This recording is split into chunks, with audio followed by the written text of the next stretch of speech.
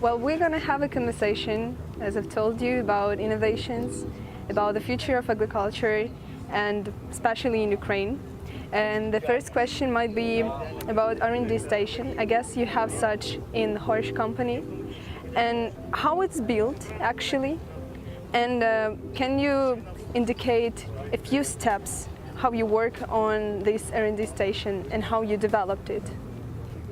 Well, when you say R&D station, I mean, the history about Horsch is that we are all farmers. Myself, my brothers, my family, we're all farmers. We're still farming. And our passion is farming. So it's not so much machinery, it's the farming side. So that's probably what describes the best how we do R&D. And when it comes to R&D in terms of, I mean, we're interested in, we're not specialized in specialty crops like potatoes or vegetables or animal production. We're only specialized in main crops like corn, soybeans, sunflower, wheat, sugar beets, and so on. This is the main crops, you know. This is our specialty. And whenever we go around the world, and this is what I do personally myself a lot, and my brother too, we like to, this is what I've done the last 2 days. I always had my hands dirty. I was in the ground, I was digging holes, I'm looking at soil, I saw some of the issues I was watching for the last 10, 15 years here in Ukraine, which I'm concerned about what we have to do in terms of changing our practices in tillage. And it's not like the farmers asking me that, it's actually I'm going there and seeing, hey, there's some issues. And I have to think about these issues. And I have to come back more often. Over a couple of years, you realize, hey, probably the practices the farmers are doing there in Ukraine and I'm selling in terms of equipment is maybe not the direction we should be going in the future. Maybe we should be looking a little bit more into this right now into how to change the soil structure and to actually decrease the humus content over the last 50 years. This is what the practices have done in Ukraine, you know, with very fertile soils. And so this is what we're doing. It's also at home in our farms. We look at issues like right now we are working with organic aspects of farming, you know, because we see a decrease of chemical products with in herbicides, fungicides, insecticides that we can't use anymore in the future. And also the consumer is more concerned about chemical residues in the product in the food. So, and this is where we come from. And then when we come from there, and then we obviously look at our own farming and the farming of our customer and say, hey, what crops are we growing? What crops are we growing in the future? And how we grow them? And how can we grow them more efficiently, you know? With using less inputs and less, not only inputs in chemicals and fertilizer, also inputs in machinery and fuel and labor and so on. And also make sure that we increase yield. And now we're realizing yield only is not the issue anymore. It's also the quality of the product, you know? So it's kind of finding the balances all the time. And and that drives our R&D process. That means we're developing machinery which we not necessarily think we're going to take to the market.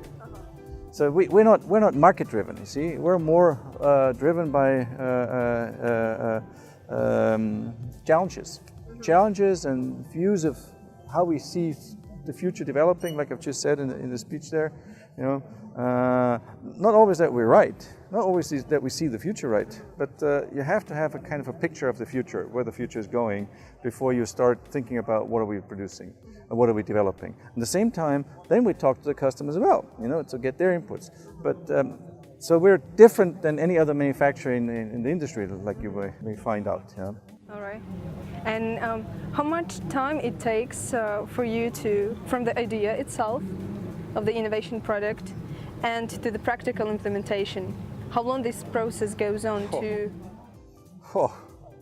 I mean, when it comes to what you or customers physically see as a new product, sometimes there is 10, 12, 15 years behind it, and sometimes it's only 1 or 2 years behind it. You know, so it's there is no such a thing that we can say, oh, it always takes us so long to take a product, develop it, innovate it, and then take it to the market. It sometimes takes a long time and sometimes goes very quick. Yeah. But where we are, that way we are developing products, we seem to be quicker than our competitors. That's probably the only answer I can give, you know. All right. Because, but again, we also do development work which our competitors wouldn't do, or which is useless, you know, for the market. But it's for us, for a process of innovation, to start to going in a direction. Okay, we think we need that product. Let's develop it. Let's make it. Let's see how it works. Then we find out it doesn't work. So even though we stop it and throw it away, we're gaining information. We're gaining experience. All right. So, well, it happened that you stopped some innovations Many times. many times. More than we continue. Very quick. In the modern language, you say we pivoted many times. All right. Talking about our prospects of growing agriculture, so we can talk about the size of enterprises, size of the company.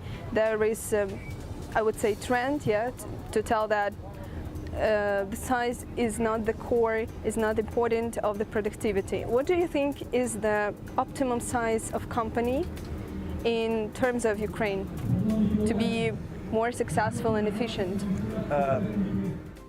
I don't think that right now there's a question about what is the optimum size of an agribusiness. I mean, we have very good examples of farmers growing standard crops, not specialty crops. I mean, corn and beans and wheat and so on. 500 hectares, 1,000 hectares. Privately owned, family-owned businesses where father and son work themselves, very successful, pay very high rents. I think it's the definition of what is the size of farm is, what is the level of rent a farmer can pay. And you see what you see right now with Ukraine becoming more and more professional, farming as a whole, both the holdings as well as the private farmers. They're both becoming more and more professional, and it's a good competition actually. It's a good competition between holdings and private farmers, because at the end of the day, they're fighting for the soil and they're fighting for who can pay the highest rent. When you talk about the level of rent right now in Ukraine, where the rents have gone from $20 per hectare, say 15, 20 years ago, to $50 a hectare 10 years ago, now to $100, $150, and $200 a hectare right now. That tells you how professional the farmers have gotten, both the holdings and the privately held farms. And the interesting thing is this competitive environment you have right now in Ukraine for farmers, both for family-owned, privately owned businesses, as well as for holding. Actually, it's very good for improving the whole agriculture in terms of going forward, and also becoming more and more innovative. And that's why I think it's a good. That's why the discussion about what is the most optimum size. I mean, if there's a very badly managed holding, can't have as many hectares as it wants, it'll be bankrupt tomorrow. At the same time, if there's a very bad private farmer that is not using technology and is not very much attention to detail, he'll also be out of business pretty soon because he can't pay the rent. All right. So the most important thing are management and probably innovations. When it's innovations, I hate this word innovation sometimes. It just drives me crazy. Everybody talks about innovation. Sometimes it's like, innovation, sustainability, and so on, all this is a word. Sometimes they've been used and many people don't even know what the words don't mean anymore, Do you have another word for that? Creativity. All right. Let's call it creativity, Creativity. And the environment, again, I find, at least in crop farming in Ukraine right now, is very creative, and that's good. That's good for everybody. That's good for society. That's good for the country. That's good for the economy, and well, the politics. Sometimes you can ask maybe for a little bit more support or more freedom. It's not always good that politics gets into farming. I subsidize this, I subsidize that, and I only control the holdings or only control the small farmers. I think politics should also learn to kind of just create an environment where both can develop. And I can see that, I don't see that tomorrow there's only 3 holdings in Ukraine controlling all the farmland. And I don't see only 50 hectare, 100 hectare farmers that control all the land in Ukraine tomorrow. Right now I see there's a good balance happening, right now. What do you think what's going to happen? Does anybody know what's going to happen? No. I mean, right now it's just look what's happening. I mean, we live in a world where we go back in ancient times, Protectionism. Protectionism, you know what protectionism means? Yeah. You go back 100, 200, 300 years, this was the means of big rulers, of big kings and whatsoever. They were always protecting themselves. Now we're like United States is the best example to create not a free world, a protected world. You know what that means? We're all going backwards instead of forward. So now you ask me, where is this going to end? I think it's still positive because you as young people are learning now what is good and bad. Because how can you know what's good and bad if you only study history and never been experiencing it? But what you're experiencing right now, especially if you're open and watching the world, listening to different political opinions and whatsoever and different movements of countries, you'll find out very quickly where you say, hey, do we want to go backward in ancient times or we want to go forward? And I think for you it's very easy now, or easier and easier when you see stupid things happening like this trade war that's going on right now. Stupid. Well, the good news about the trade war is, if you produce something you don't have to sell into the United States, you probably make more money. If you produce something which you have to export to the United States, you have a problem. Yeah.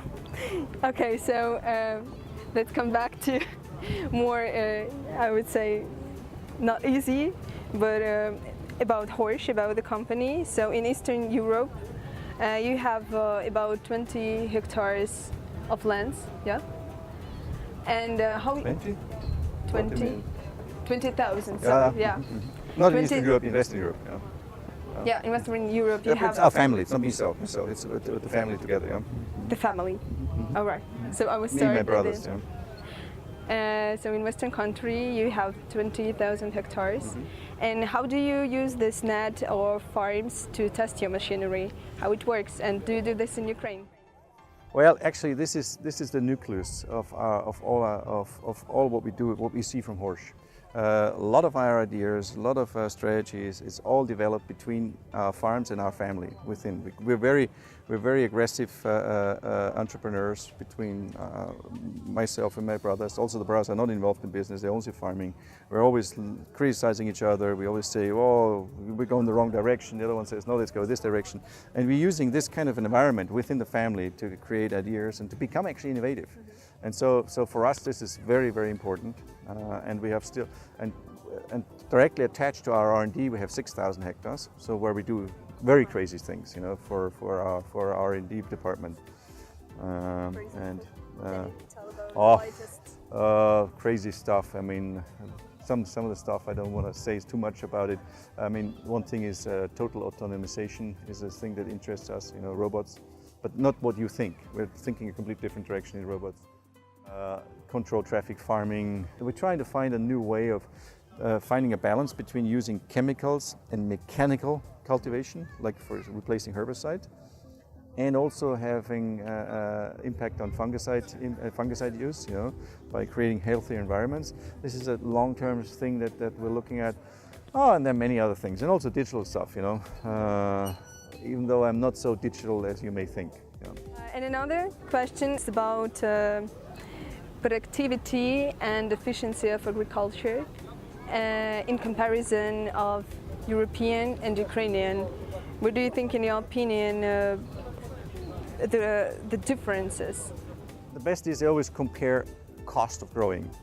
Like you compare the cost, like how much does it cost us in Europe, in Western Europe, in Germany, for instance, to grow 1 ton of wheat, and what does it cost you in Ukraine to grow 1 ton of wheat? Right now, if you look at a very, very good wheat farmer in Ukraine, very efficient, and a very efficient farmer in Germany in growing wheat, the growing cost per ton is the same. It's very interesting. Even though land is cheaper still and some other inputs are cheaper, the growing cost is still the same. And this is so interesting. And so I think we are ready when it comes to high level. When we compare entrepreneurial farmers in Western Europe to entrepreneurial farmers in Eastern Europe, the competitive level is pretty much the same when it comes to cost of growing. But when you talk to like manipulated structures, like we have a very high manipulated structure of small farmers in Western Europe, they're decreasing all the time, but the government wants to pay more and more money to stay alive. They are very inefficient. They are more inefficient. But there's another element which you guys should watch more, and well, we also have to watch, but you have to also watch it, is that there's a change in attitude of the consumer. Like I was just saying, you know, the consumer is looking more carefully what he's eating and how it's been produced and where it's produced, you know. Like if you eat chicken or eat beef or eat pork, consumers in the West ask more and more questions. Is it produced in a large building where there's animal care is less of an issue, or is it produced in a way where animal care has a high attention? You know, same in the field. Are farmers looking for taking more care about land? And this is actually something I'm more concerned of here in Ukraine and Russia too, about this genocide soils. I think the methods of tillage and production systems we're using, we have to slightly start to change, because what we're doing we're still taking humus out of the soil. You know, instead of bringing humus into the soil, which is sustainable, we're still taking it out for a short-term profit. And this is what the consumer also will look at. Our supermarket chains in Europe, for instance, they're looking more and more, even for imported products, not only for products that come from Europe, also products that come from Ukraine, from Brazil, from the United States. How are the farmers caring about their soils? How are the farmers caring about their environment? And this is where actually you can make more money, you know, when you understand what that means. That's why I say quality goes up, you know, not the sheer quantity. Because there's always a limit to quantity, which we're learning right now, which is Mother Nature. Mother Nature says, with all the GMOs and with all genetic engineering and everything you do and all this fancy machinery, there's an end to it. So it's very interesting how things are changing right now, for both Ukrainian farmers and European farmers, because we're serving the same market. At the end, the customers are the same, the customer base is the same. As long as you export, the customer base is the same. So better listen to the customer. What do you think what's going to happen in the future? Take into account new trends, 3D printer, and so on and so on. Oh, you mean technologies, new technologies? Yeah. Oh yeah, I mean, like if you look at our R&D department, but this is for everybody else the same. All these high-level farm machinery companies are using a lot of this new 3D printing for quick prototype, rapid prototyping, simulation programs for calculating the stress on machinery. We're so sophisticated right now with computer systems, simulation systems, that before we go out in the field, we test the machines on computers, and we get more information